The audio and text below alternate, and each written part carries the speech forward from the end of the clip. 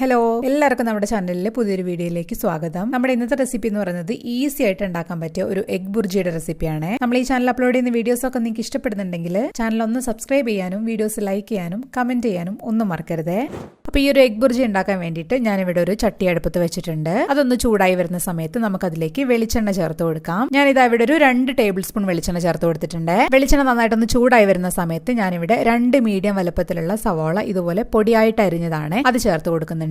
സവാള പെട്ടെന്ന് വഴണ്ടി കിട്ടാൻ വേണ്ടിയിട്ട് ഒരു 1/2 ടീസ്പൂൺ ഉപ്പ് ചേർത്ത് കൊടുത്തിട്ട് നമുക്ക് നന്നായിട്ടൊന്ന് വഴറ്റി കൊടുക്കാം. ഈ ഒരു മീഡിയം ഫ്ലെയിമിലൊക്കെ വെച്ചിട്ട് നന്നായിട്ട് തന്നെ നമുക്കൊന്ന് വഴറ്റി കൊടുക്കാം കേട്ടോ. ആ സവാളയൊക്കെ നന്നായിട്ട് സോഫ്റ്റ് ആയിട്ട് ചെറുതായിട്ടൊക്കെ ഒന്ന് കളർ മാറി വരട്ടെ, അതുവരെ നമുക്ക് വഴറ്റി കൊടുക്കാം. ഇപ്പൊ ഇതാ സവാളയൊക്കെ നമുക്ക് ഇവിടെ സോഫ്റ്റ് ആയിട്ട് കിട്ടിയിട്ടുണ്ട്. ഒരുപാട് കളറൊന്നും മാറിയിട്ടില്ല, പക്ഷെ ചെറുതായിട്ടൊന്ന് കളർ മാറാൻ തുടങ്ങിയിട്ടുണ്ട്. അപ്പൊ ഈ ഒരു സമയത്ത് നമുക്ക് ഇതിലേക്ക് 2 പച്ചമുളക് ഇതുപോലെ ഒന്ന് വട്ടത്തിൽ അരിഞ്ഞത് ചേർത്ത് കൊടുക്കുന്നുണ്ട്. എന്നിട്ട് നമുക്ക് വീണ്ടും വഴറ്റി കൊടുക്കാം. അപ്പൊ ഞാൻ പച്ചമുളക് ഇവിടെ ആദ്യം തന്നെ ചേർത്ത് കൊടുക്കാതിരുന്നത് ഉള്ളിയൊക്കെ വഴറ്റി വരുമ്പോഴത്തേക്ക് സമയം എടുക്കുമല്ലോ. അപ്പൊ പച്ചമുളക് ആ സമയം കൊണ്ട് മുരിഞ്ഞു പോകാനുള്ള ചാൻസ് ഉണ്ട് കേട്ടോ. അപ്പൊ അതുകൊണ്ടാണ് ഈ ഒരു സമയത്ത് ചേർത്ത് കൊടുത്തത്. എഗ് ബുർജി കഴിക്കുന്ന സമയത്ത് ആ പച്ചമുളകൊക്കെ ഒന്ന് കടിക്കാൻ കിട്ടുമ്പോൾ നല്ലൊരു ടേസ്റ്റ് ആണ് കേട്ടോ.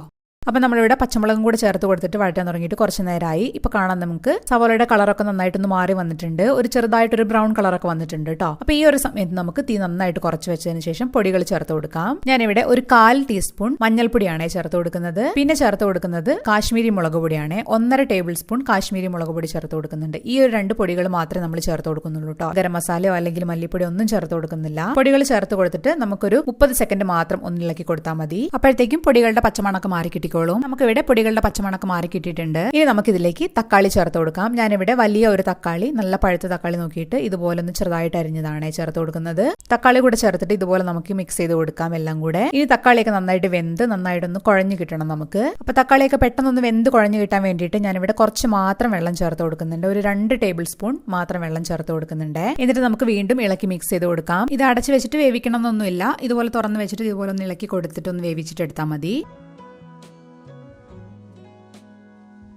ഇപ്പൊ ഇതാ കുറച്ച് സമയം കഴിഞ്ഞപ്പോൾ തന്നെ നമ്മുടെ തക്കാളിയൊക്കെ നന്നായിട്ട് വെന്ത് കിട്ടിയിട്ടുണ്ട്. നമുക്ക് നന്നായിട്ട് ഉടഞ്ഞു വന്നിട്ടുണ്ട് കേട്ടോ. തക്കാളിയൊക്കെ നമ്മൾ ചേർത്ത് കൊടുത്തിട്ടുള്ള വെള്ളമൊക്കെ നന്നായിട്ട് വറ്റി വന്നിട്ട് എണ്ണയൊക്കെ സൈഡിൽ തെളിഞ്ഞു വരാൻ തുടങ്ങിയിട്ടുണ്ട്. അപ്പൊ അതിനർത്ഥം നമ്മുടെ മസാലയൊക്കെ നന്നായിട്ട് റെഡി ആയിട്ടുണ്ടെന്നാണ് കേട്ടോ. ഇനി ഈ മസാലയിലേക്ക് നമുക്ക് ഓരോരോ മുട്ടയായിട്ട് ചേർത്ത് കൊടുക്കാം. ഞാനിവിടെ 4 എണ്ണം ചേർത്ത് കൊടുക്കുന്നുണ്ട് കേട്ടോ. എന്നിട്ട് നമുക്ക് തീ ഒരു മീഡിയം ഫ്ലെയിമിൽ വെച്ചിട്ട് തന്നെ ഇതെല്ലാം കൂടെ നമുക്ക് നന്നായിട്ടൊന്ന് ഉടച്ചു കൊടുത്തിട്ട് ഒന്ന് മിക്സ് ചെയ്ത് കൊടുക്കാം. ഞാനിപ്പോൾ ഇതാ ഇവിടെ ഈ ഒരു സമയത്ത് കുറച്ചും കൂടെ ഉപ്പ് ചേർത്ത് കൊടുക്കുന്നുണ്ട് കേട്ടോ. നമ്മൾ നേരത്തെ ഉള്ളി വഴറ്റിയപ്പോൾ കുറച്ച് മാത്രമല്ല ഉപ്പ് ചേർത്ത് കൊടുത്തിട്ടുള്ളൂ. എന്നിട്ട് വീണ്ടും ഇതുപോലെ നമുക്ക് ഇളക്കി ചിക്കി എടുക്കാം. ഇത് നമുക്ക് നമ്മുടെ ഇഷ്ടത്തിനനുസരിച്ച് എത്രത്തോളം ഡ്രൈ ആക്കി എടുക്കണോ അങ്ങനെ ആക്കി എടുക്കാം കേട്ടോ. ഞാനിപ്പോൾ ഇവിടെ നന്നായിട്ടൊന്ന് ചിക്കി എടുക്കുന്നുണ്ട്. ചെറിയ ചെറിയ കഷ്ണങ്ങളായിട്ട് പൊടിയായിട്ടാണ് ഞാൻ എടുക്കുന്നത്. അപ്പോൾ ഈ ഒരു മീഡിയം ഫ്ലെയിമിലൊക്കെ വെച്ചിട്ട് ഇതുപോലെ നിരത്തിയിട്ട് കൊടുത്തിട്ട് കുറച്ച് സമയം കഴിഞ്ഞിട്ട് ഇളക്കി കൊടുത്തിട്ട് അങ്ങനെ നമ്മുടെ ഇഷ്ടത്തിനനുസരിച്ച് ഡ്രൈ ആക്കി എടുക്കാം. ഇപ്പൊ ഞാനിതാ ഈ ഒരു പരുവത്തിലാണ് എടുക്കുന്നത്. നമുക്ക് നന്നായിട്ട് ഡ്രൈ ആയിട്ട് പൊടിയായിട്ട് കിട്ടിയിട്ടുണ്ട്. അപ്പൊ നമ്മുടെ വളരെ ഈസി ആയിട്ടുള്ള എഗ് ബുർജി ഇവിടെ റെഡി ആയിട്ടുണ്ട്. ഇത് നമുക്ക് ചോറിന്റെ കൂടെയോ അല്ലെങ്കിൽ ചപ്പാത്തിയുടെ കൂടെ ഒക്കെ കൂട്ടി കഴിക്കാൻ പറ്റിയ നല്ലൊരു സൈഡ് ഡിഷ് ആണ്. അപ്പൊ നിങ്ങൾ എല്ലാവരും തയ്യാറാക്കി നോക്കണം. അഭിപ്രായങ്ങൾ കമന്റ് ബോക്സിൽ വന്നിട്ട് പറയണം. നമുക്ക് അടുത്തൊരു ദിവസം വേറൊരു വീഡിയോ ആയിട്ട് വീണ്ടും കാണാം. അതുവരെ ബൈ.